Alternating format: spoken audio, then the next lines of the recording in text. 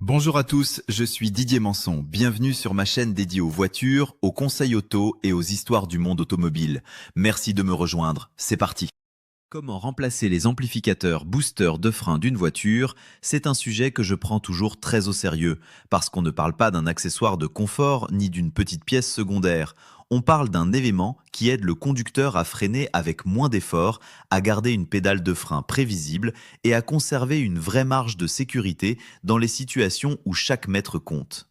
Quand un booster de frein commence à fatiguer, la voiture peut encore freiner, mais la pédale devient dure, la réaction change, l'arrêt demande plus de force, et beaucoup de conducteurs continuent à rouler en pensant que ce n'est qu'une sensation bizarre. C'est justement là que le piège commence. Dans ce texte, je vais expliquer comment j'aborde le remplacement d'un amplificateur de frein, comment je confirme que le problème vient bien de lui, comment je prépare l'intervention, comment je démonte l'ancien élément sans abîmer le maître-cylindre ni les conduites, comment je monte le nouveau booster proprement, puis comment je vérifie que la pédale, l'assistance et le freinage retrouvent un comportement normal. Et je veux le dire dès le départ, sur le système de freinage, je ne fais jamais les choses à moitié. Si quelque chose me semble douteux, si une fuite apparaît, si la pédale reste anormale ou si je ne suis pas certain du réglage, je ne considère pas la voiture comme prête à reprendre la route. Avant de remplacer quoi que ce soit, je commence par comprendre le rôle de l'amplificateur, parce que c'est souvent la meilleure manière d'éviter les erreurs. Sur beaucoup de voitures, le booster de frein utilise la dépression du moteur ou une pompe à vide sur certains véhicules pour multiplier l'effort que le conducteur applique sur la pédale. Quand j'appuie sur la pédale, je fournis une force mécanique, mais l'amplificateur aide cette force avant qu'elle arrive au maître-cylindre. Le maître-cylindre met ensuite le liquide de frein sous pression et cette pression se transmet aux étriers ou aux cylindres de roue. Sans assistance, le système peut encore transmettre une pression, mais il faut pousser beaucoup plus fort. C'est pour cela qu'une pédale très dure n'est pas un détail à ignorer. Elle peut indiquer une perte de dépression, une membrane interne endommagée, un clapet anti-retour défectueux, une fuite sur la durite, un problème de pompe à vide ou un booster lui-même hors service. La première chose que je fais, c'est donc un diagnostic sérieux. Je ne remplace pas un amplificateur de frein seulement parce que la pédale me semble étrange pendant 2 secondes. Je cherche des signes cohérents. Une pédale qui devient très dure moteur tournant, un freinage qui demande beaucoup plus d'efforts, un sifflement d'air près de la pédale ou dans le compartiment moteur, un régime moteur qui change quand j'appuie sur la pédale, une assistance qui disparaît après 1 ou 2 pressions, ou encore une sensation de freinage irrégulière peuvent orienter vers le booster ou vers son alimentation en dépression. Mais je garde toujours en tête qu'un problème de freinage peut venir d'ailleurs. Des plaquettes usées, un liquide contaminé, de l'air dans le circuit, un maître-cylindre fatigué, des flexibles qui gonflent, des étriers grippés ou un problème ABS peuvent donner des symptômes différents mais parfois confus pour le conducteur. Mon objectif est donc de séparer la sensation de pédale, l'assistance au freinage et la pression hydraulique réelle. Un test simple que j'utilise souvent consiste à appuyer plusieurs fois sur la pédale moteur arrêtée pour vider la réserve de dépression. La pédale devient alors dure, ce qui est normal. Ensuite, je garde le pied sur la pédale et je démarre le moteur. Si l'assistance fonctionne, la pédale doit descendre légèrement sous mon pied parce que la dépression arrive dans l'amplificateur et aide l'effort. Si la pédale ne bouge pas du tout, je ne conclus pas immédiatement que le booster est mort, mais je sais que je dois contrôler la durite de dépression, le clapet anti-retour et la source de vide. Je vérifie aussi si la durite est fendue, molle, écrasée, mal emboîtée ou durcie par la chaleur. Le clapet anti-retour doit laisser passer la dépression dans le bon sens et empêcher son retour dans l'autre sens. Une petite pièce comme celle-là peut créer une panne qui ressemble à un gros booster défectueux, donc je la contrôle avant de commander une pièce plus chère. Quand je suis convaincu que l'amplificateur de frein doit être remplacé, je prépare l'intervention avec méthode. Je gare la voiture sur une surface plane, je serre le frein de stationnement, je bloque les roues si nécessaire et je travaille dans un endroit bien éclairé. Je veux avoir assez de place côté compartiment moteur et côté habitacle parce que le booster se trouve généralement entre la pédale de frein et le maître-cylindre fixé sur la cloison pare-feu. Selon les modèles, l'accès peut être très simple ou franchement pénible. Parfois, il suffit d'enlever quelques caches. Parfois, il faut déplacer une batterie, un boîtier de filtre à air, un support, une durite, un réservoir ou une partie de garniture sous le tableau de bord. Je ne force jamais sur les pièces en plastique et je prends des photos avant de démonter, surtout si plusieurs connecteurs, clips ou supports doivent être déplacés. Ces photos évitent de perdre du temps au remontage et permettent de remettre chaque élément exactement à sa place. Je fais aussi attention au liquide de frein, parce que le maître-cylindre est fixé sur l'avant du booster. Sur beaucoup de voitures, on peut remplacer l'amplificateur sans ouvrir le circuit hydraulique, simplement en écartant doucement le maître-cylindre avec ses conduites encore branchées. C'est l'option que je préfère quand elle est possible, parce qu'elle évite une purge complète du circuit. Mais il ne faut pas tordre les conduites rigides, ni mettre les flexibles sous contrainte. Si les conduites sont courtes, fragiles ou déjà corrodées, je ne joue pas avec elles. Si je dois débrancher le maître-cylindre, alors je protège immédiatement les zones peintes, car le liquide de frein attaque la peinture, et je prévois une purge correcte après remontage. Le remplacement d'un booster ne doit jamais créer une nouvelle fuite hydraulique, ni introduire de l'air dans le système sans que je le traite ensuite correctement. Avant de commencer la dépose, je coupe le contact, je retire la clé ou j'éloigne la carte de démarrage, et selon le véhicule, je débranche la batterie si je dois travailler près de connecteurs, de faisceaux ou de modules sensibles. Je ne veux pas déclencher de défauts inutiles, ni coincer un outil sur une borne, ni tirer sur un faisceau sous tension. Ensuite, je nettoie rapidement la zone autour du maître-cylindre et du booster. Ce n'est pas pour faire joli, c'est pour éviter que de la poussière, du sable ou des débris tombent dans les fixations, les connecteurs ou les zones ouvertes. Quand je travaille sur les freins, je veux voir ce que je fais. Une fuite se repère mieux sur une surface propre, une fissure de durite se voit mieux sans graisse autour, et une rondelle oubliée se retrouve plus facilement dans un compartiment moteur rangé. Je commence généralement par débrancher la durite de dépression du booster. Je regarde comment elle est orientée, où se trouve le clapet anti-retour, et je note son sens.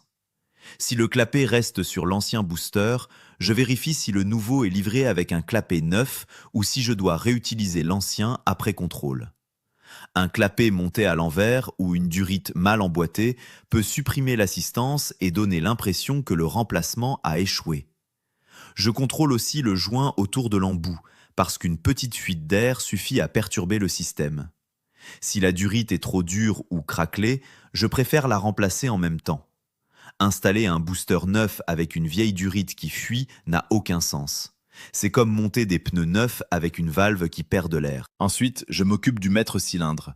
Je débranche les connecteurs éventuels sur le réservoir de liquide de frein, comme le capteur de niveau, en les manipulant par le connecteur et non par les fils. Je desserre les écrous qui fixent le maître-cylindre au booster, puis je le tire doucement vers l'avant. Je ne le laisse pas pendre sur ses conduites. Si j'ai assez d'espace, je le maintiens de côté avec précaution, sans forcer sur les tuyaux. Je vérifie tout de suite l'arrière du maître-cylindre. S'il y a du liquide de frein entre le maître-cylindre et le booster, c'est un signal important. Cela peut indiquer une fuite interne du maître-cylindre. Dans ce cas, remplacer seulement l'amplificateur n'est peut-être pas suffisant, car le liquide peut avoir endommagé la membrane du booster et le nouveau pourrait être contaminé à son tour si le maître-cylindre fuit encore. Je prends donc cette observation au sérieux. La partie la plus inconfortable se trouve souvent dans l'habitacle, sous le tableau de bord, au niveau de la pédale de frein. Je dois accéder à la tige de poussée du booster, celle qui se relie à la pédale. Selon la voiture, il peut y avoir un axe, une goupille, un clip de sécurité, une chape réglable ou un contacteur de feu stop à proximité. Je prends mon temps parce que c'est une zone où l'on travaille parfois à l'aveugle, avec peu de place pour les mains. Avant de retirer quoi que ce soit, j'observe bien l'ordre des rondelles, clips et entretoises. Un clip mal remis peut être dangereux parce que la liaison entre la pédale et le booster doit être parfaitement sécurisée. Je ne remplace jamais un clip de sécurité par une solution improvisée. Si le clip est abîmé, je le remplace par une pièce adaptée. Une fois la tige séparée de la pédale, je peux desserrer les écrous qui fixent l'amplificateur de frein à la cloison par feu. Ils sont souvent situés côté habitacle autour de la tige et parfois difficiles d'accès. J'utilise les bonnes rallonges, une douille adaptée et je travaille sans arrondir les écrous. Quand les fixations sont retirées, je reviens côté moteur et je sors le booster. Il faut parfois le faire pivoter légèrement pour passer entre les éléments du compartiment moteur. Je ne tape pas dessus comme si c'était une pièce de carrosserie. Je fais attention aux conduites de frein, aux faisceaux, aux durites et aux bords de la cloison. Si le booster résiste, je vérifie qu'il ne reste pas une fixation cachée ou un support encore accroché. Forcer à ce moment-là peut coûter beaucoup plus cher que quelques minutes de vérification. Quand l'ancien amplificateur est sorti, je le compare immédiatement avec le nouveau. C'est une étape que je ne saute jamais. Je regarde le diamètre, la profondeur, le type de fixation, la position des goujons, la forme de la tige côté pédale, l'emplacement du raccord de dépression, la longueur de la tige de poussée côté maître cylindre et la présence des joints. Un booster qui ressemble presque au bon modèle peut créer un gros problème si la tige n'a pas la bonne longueur. Si la tige de poussée est trop longue, elle peut maintenir le maître cylindre légèrement en pression, ce qui peut faire chauffer les freins, bloquer les roues ou empêcher le liquide de revenir correctement. Si elle est trop courte, la pédale peut avoir trop de courses mortes et le freinage peut répondre tardivement.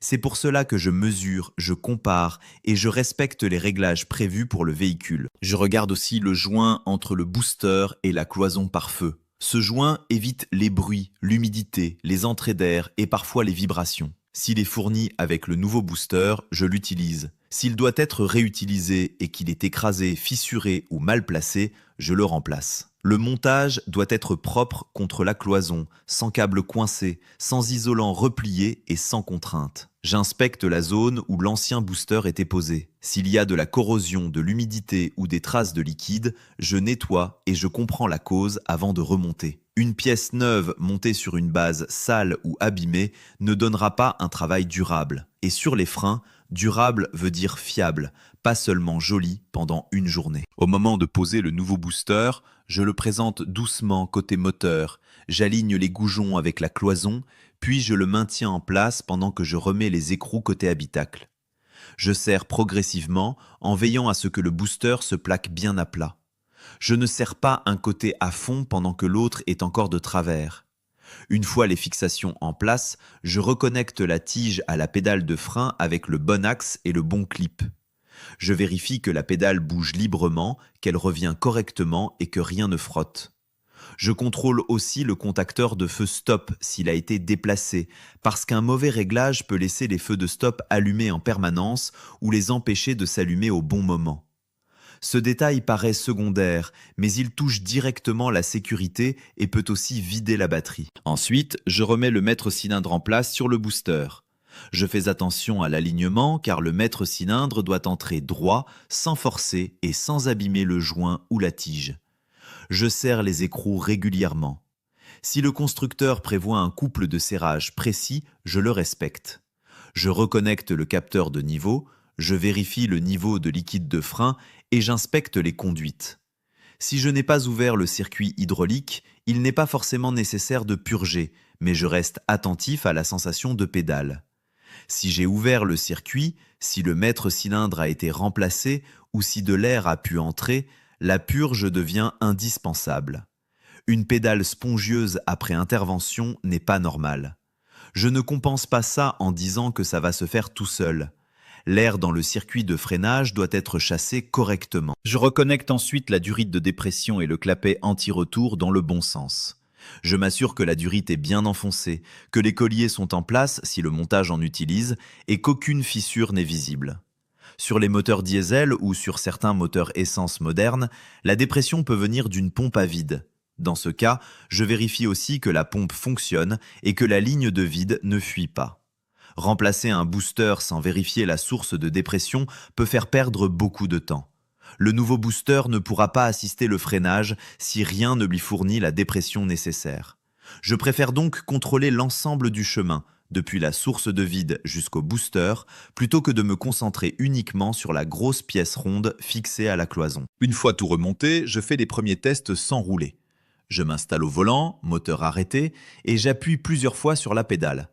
Elle doit devenir ferme au fur et à mesure que la réserve de dépression se vide. Ensuite, je garde le pied sur la pédale et je démarre le moteur. Si tout va bien, la pédale descend légèrement, signe que l'assistance arrive. Je laisse tourner le moteur, j'écoute les sifflements éventuels, je regarde si le régime reste stable et je contrôle visuellement le compartiment moteur. Je vérifie qu'il n'y a pas de fuite de liquide de frein autour du maître-cylindre, pas de durite de dépression mal posée, pas de connecteur oublié, pas de voyant anormal au tableau de bord. Je teste aussi les feux stop parce que la zone de la pédale a été démontée et qu'il ne faut jamais supposer qu'il fonctionne encore correctement sans vérifier. Je contrôle ensuite la sensation de pédale avec beaucoup d'attention. Une pédale assistée ne doit pas être excessivement dure, mais elle ne doit pas non plus s'enfoncer lentement jusqu'au plancher. Si la pédale descend progressivement sous pression constante, je pense à une fuite hydraulique ou à un problème de maître-cylindre. Si elle est spongieuse, je pense à de l'air dans le circuit. Si elle est trop haute et que les freins semblent rester légèrement serrés, je pense à un mauvais réglage de tige ou à un problème d'alignement. Si elle est trop basse avant d'agir, je cherche la course morte, l'état du circuit et la purge. Le booster aide l'effort, mais il ne doit pas masquer un défaut hydraulique. C'est une distinction essentielle. Une assistance neuve ne rend pas sain un circuit qui a de l'air, une fuite ou un maître-cylindre fatigué. Quand les tests statiques sont bons, je passe à un essai très prudent, dans une zone dégagée et à faible vitesse. Je ne pars jamais directement sur une route rapide après avoir travaillé sur les freins. Je commence par avancer doucement, freiner légèrement, sentir la réaction, puis recommencer plusieurs fois. Je vérifie que la voiture s'arrête droit, que la pédale revient bien, que les roues ne restent pas freinées, qu'aucun bruit anormal n'apparaît et que les feux de stop fonctionnent. Ensuite seulement, j'augmente progressivement la vitesse et l'intensité du freinage. Je veux sentir une assistance régulière, une pédale prévisible et une réponse naturelle. Si quelque chose me paraît anormal, je rentre immédiatement et je contrôle à nouveau. Le freinage ne se valide pas à l'oreille ni à l'optimisme. Il se valide par des tests progressifs, logiques et répétés. Il y a des erreurs que je veux absolument éviter quand je remplace des amplificateurs, boosters, de freins. La première est de confondre un booster défectueux avec un simple problème de durite ou de clapet anti-retour. La deuxième est de tordre les conduites du maître-cylindre en voulant gagner du temps. La troisième est d'oublier le clip de sécurité sur la pédale ou de mal remettre l'axe de liaison. La quatrième est de négliger la longueur de la tige de poussée. La cinquième est de rouler sans avoir testé la pédale, les fuites et les feux stop. Et la sixième, peut-être la plus dangereuse, est de considérer qu'une pédale bizarre va se corriger après quelques kilomètres. Sur les freins, une sensation anormale est une information. Elle dit qu'il faut contrôler, pas qu'il faut espérer. Je fais aussi attention aux véhicules équipés de systèmes plus modernes. Avec l'ABS, l'ESP, l'aide au freinage d'urgence, les capteurs de pression ou les systèmes hybrides et électriques, l'architecture peut être plus complexe. Certains véhicules n'utilisent pas un booster à dépression classique ou bien ils ajoutent une pompe électrique, un module hydraulique ou une gestion électronique particulière. Dans ces cas, je ne généralise pas. Je vérifie le type de système avant de démonter. Le principe reste de rendre l'assistance au freinage fiable, mais la méthode exacte peut changer. Une voiture récente peut demander une procédure de mise hors tension, une purge spécifique, un outil de diagnostic ou un apprentissage. C'est pour cela que je parle toujours de méthode et de contrôle, pas seulement de dévisser une pièce et d'en revisser une autre. Un autre point important concerne les pièces. Je veux un booster compatible avec la voiture, pas seulement une pièce qui ressemble à l'ancienne. Le diamètre, la fixation, le rapport d'assistance, la tige, le raccord de dépression et la compatibilité avec le maître-cylindre doivent correspondre. Je me méfie des pièces mal identifiées, des références approximatives et des montages adaptés à la va-vite. Si le booster n'a pas le bon comportement, le conducteur le sentira à chaque freinage. Et si le maître-cylindre ne s'aligne pas correctement, le problème peut devenir mécanique ou hydraulique. Je préfère perdre du temps à vérifier une référence avant l'installation plutôt que de démonter 2 fois ou de créer un freinage imprévisible. Le bon choix de pièces fait partie de la réparation autant que le geste mécanique. Je veux aussi expliquer pourquoi cette opération peut sembler simple sur le papier, mais demande de la patience en réalité. Le booster est souvent tenu par quelques écrous, reliés à une pédale, branchés à une durite et associés au maître-cylindre. Vu comme ça, on pourrait croire que c'est rapide. Mais l'accès sous le tableau de bord, la fragilité des clips, les conduites de frein, le réglage de tige, la vérification du clapet, le risque de fuite, la purge possible et les tests de sécurité transforment l'opération en intervention sérieuse. Ce n'est pas une réparation où l'on travaille pressé, fatigué ou sans lumière. Je préfère organiser les outils, préparer la zone, prendre des photos et garder les petites pièces dans un endroit sûr. Une rondelle perdue sous la moquette peut devenir une heure de recherche. Un clip mal enclenché peut devenir un vrai danger. Quand le remplacement est terminé et que l'essai est concluant, je fais un dernier contrôle après quelques freinages. Je reviens au garage ou sur une zone sûre, j'ouvre le capot, je regarde autour du maître-cylindre, je touche prudemment les zones proches sans me brûler, je vérifie que rien n'a bougé, que la durite de dépression est toujours bien en place et que le niveau de liquide de frein est correct. Si j'ai dû purger, je recontrôle le niveau après l'essai. Je regarde aussi si une roue semble chauffer anormalement, signe possible d'un frein qui reste serré. Tout doit rester cohérent. Une pédale ferme, assistée et stable, un freinage droit, aucune fuite, aucun sifflement, aucun voyant, aucun feu stop bloqué. C'est seulement à ce moment-là que je considère le travail terminé. Remplacer les amplificateurs boosters de frein d'une voiture, pour moi, ce n'est donc pas seulement enlever un ancien boîtier et monter le nouveau. C'est diagnostiquer correctement l'assistance, protéger le circuit hydraulique, respecter la liaison avec la pédale, contrôler la dépression, choisir une pièce compatible, vérifier la course et tester le freinage avant de faire confiance à la voiture. La différence entre une réparation propre et une réparation risquée se joue dans ces détails. Un booster neuf doit rendre la pédale plus naturelle, réduire l'effort nécessaire et redonner au conducteur une sensation de contrôle. Mais il ne doit jamais cacher un autre défaut. Si le maître-cylindre fuit, si le circuit contient de l'air, si une durite de dépression est percée, si la tige est mal réglée ou si les feux stop ne réagissent plus correctement, le travail n'est pas fini. C'est cette rigueur qui permet d'avoir une voiture qui freine comme elle doit freiner, avec une pédale claire, une assistance efficace et une sécurité réelle à chaque trajet. Au fond, ce que je veux que l'on retienne, c'est qu'un booster de frein défectueux change la relation entre le conducteur et la voiture. On appuie plus fort, on doute, on anticipe moins bien et parfois on s'habitue à une pédale qui n'est plus normale. Après un remplacement bien fait, la différence doit être nette sans être brutale. La pédale redevient logique, l'effort redevient raisonnable, la voiture répond avec plus de confiance et chaque freinage paraît plus maîtrisé. Mais ce résultat ne vient pas d'un seul geste, il vient d'une suite de contrôles précis, depuis le diagnostic de la dépression jusqu'à l'essai à faible vitesse,